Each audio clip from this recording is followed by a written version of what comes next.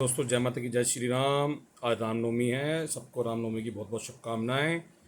और आशा करते हैं कि सब ठीक ठाक रहें, स्वस्थ रहें और बढ़िया रहें। और मैं आपको कुछ बातें बताने जा रहा हूं। उन बातों को आप ध्यान से सुने। और कुछ कंटेंट अब नए आएंगे, जो मैं नए कंटेंट बनाऊंगा, दुनिया के बारे में बताऊंगा, दुनिया कैसे क्या करती है और किस तरीके से लोग एक दूसरे को परेशान करते हैं। और एक हम कुछ नया भी करने वाले हैं। आप सुनेंगे तो आपको अच्छा लगेगा कि भाई ये नया क्या होने जा रहा है। एसीपी विजय रस्तोगी, जब से इनका यहाँ से ट्रांसफ़र हुआ है, इलाके में गुंडागर्दी कम हो गई है और मारपीट कम हो गई है, लोगों को धमकाना कम हो गया है, सब कुछ बेटर हो चुका है विजय रस्तोगी के जाने से।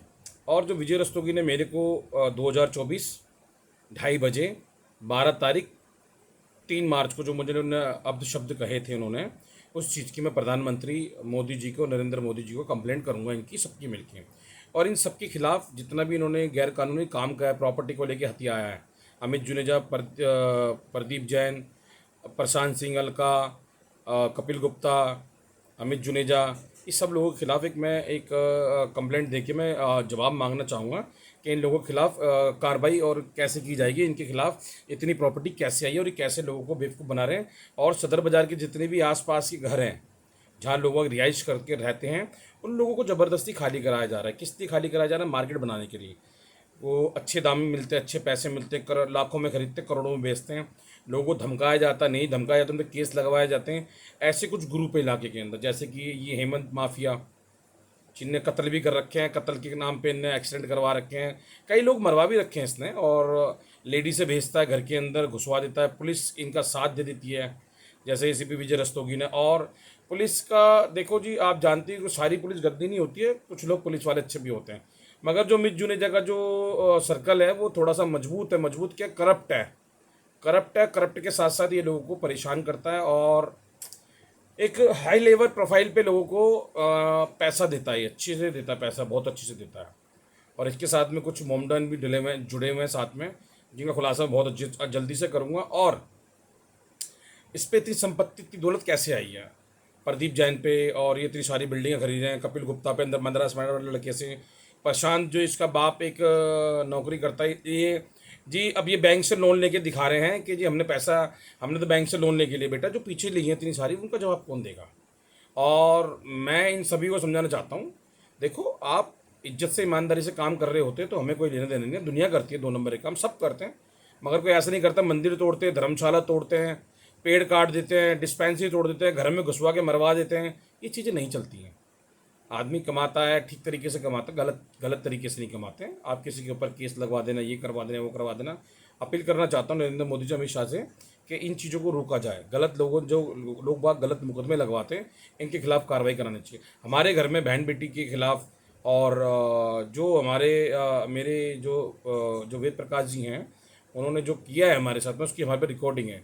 मजबूरन लड़ना पड़ा भाई, बहुत परेशान होने के फिर हमें खुद लड़ना पड़ा। लड़ने के लिए तो भाई किसी ने कहा नहीं, शस्त्रों में शिवाजी शिवाजी भी लड़े थे, हम लड़ देंगे तो क्या हो गया। और मैं यही कहना चाहूँगा आप सभी लोगों से कि अब कुछ टाइम बाद में इनकी सारी हरकतें, सारी चीज़ें मैं आपके सामने रखता जाऊँगा और आगे से नई नई चीज़ें बताता चला जाऊँगा। और मैं एक खुशखबरी और देना चाहता हूँ भाई, अलका ने जो कहा था कपिल के लिए, वो सत्य हो गया।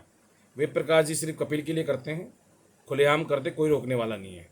और अपने बच्चों को मुकदमे दिए हैं और कपिल को पैसा दिया है, सिर्फ अलका की बदौलत। इस चीज़ के लिए मैं अलका को बहुत बढ़िया कहूँगा भाई, किसी की तो सगी हुई, कपिल की तो सगी हुई, तो उसने इसके लिए इतना भला किया। और रामेश्वरी जी का तो मैं कहना ही चाहता हूँ कि रामेश्वरी जी, आप तो माशाल्लाह, आपने तो वो काम किया है कि पूरी जगत में कोई औरत नहीं कर सकती। आपने अपने बेटे विक्की के लिए 4-4 शादी करवाई हैं आपने उसकी, इतने सारे बच्चे करवाए, आप संभाल रही हो उन बच्चों को लेके, बहुत बढ़िया। आप जैसे कि सैल्यूट औरत करता हूँ। और मैं एक बात और कहना चाहता हूँ मिस्टर वेद प्रकाश जी से, कि जी आप एक चीज़, मैं आपको एक चीज़ याद दिलाना चाहता हूँ, बहुत पुरानी बात है। 2005 के अंदर ललित उर्फ जोजो के नाम का मर्डर हुआ था। तो जिस वो परिवार से आते थे, वे प्रकाश जी कहते थे कि ये वाली जो कौम है वफादार नहीं है, फलाना नहीं है, ढिमका नहीं है। अब तो आपका बेटा उन्हीं के समाज की बहू लिया है। अब क्या होगा? अब तो सबको तहस नहस कर दिया। आपने तो उन्हीं लोगों का सहारा लिया था, राकेश का, अमित का, रोचक का, कई जनों को साथ लिया था आपने तो। आज अभी तो नई नई शुरुआत है साहब, अभी तो पुराना को बहुत कुछ बाकी है। अभी तो इन्होंने घर में गड्ढा करा है, अभी तो पूरे छेद भी कर देंगे, सब कुछ बराबर कर देंगे। मेरा क्या है, हमारा कोई लेने देना नहीं है। आप संभालो अपने विक्की को, आपका बेटा, आपका सपुत्र, आपका नाम रोशन करने वाला।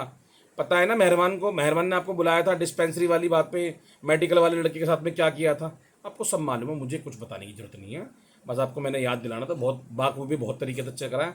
और जो आदमी कहता है ना मैंने नहीं कि अपने पोतों के लिए कर रहा फलाने का, अरे पोता तो कपिल पैदा कर देगा, पोता पोती जो भी देगा भगवान ऊपर वाला वो पैदा कर देगा, दे देना इसको। इस चीज़ के लिए भी तुम्हारे अंदर ताकत होनी चाहिए। देखो मैंने कपिल को दे दिया अलगा के कहने से, वो भी चीज़ की ताकत लेके आओ तो मैं जानूँ कि हाँ वेद प्रकाश जी मर्द हैं। ऐसी मर्दगानी ही नहीं, मैंने जी ये कर रखा है, मैंने वो कर रखा है, मेरी बेटी ने ये करा दिया, मेरी बेटी ने, बेटी तो तुम्हारे मुकदमे लगवाती है, दूसरों के ऊपर मर्डर करवा देती है तुम्हारी बेटी अलका। तो ये चीज़ों में कुछ नहीं रखा। कपिल को दो, बुलाओ दुकान पे बिठाओ, इसे कहते हैं मर्द। ना मर्द वो होता है जो पीछे करता है, सामने करो। आपके पास तो सब कुछ है, आप क्यों नहीं कर रहे? आपकी बीवी आपके साथ है, कराने के लिए तैयार है आपकी बीवी, तो करो, मौज करो। बाकी तो चीज़ें बाद में होती रहेंगी। जय माता दी।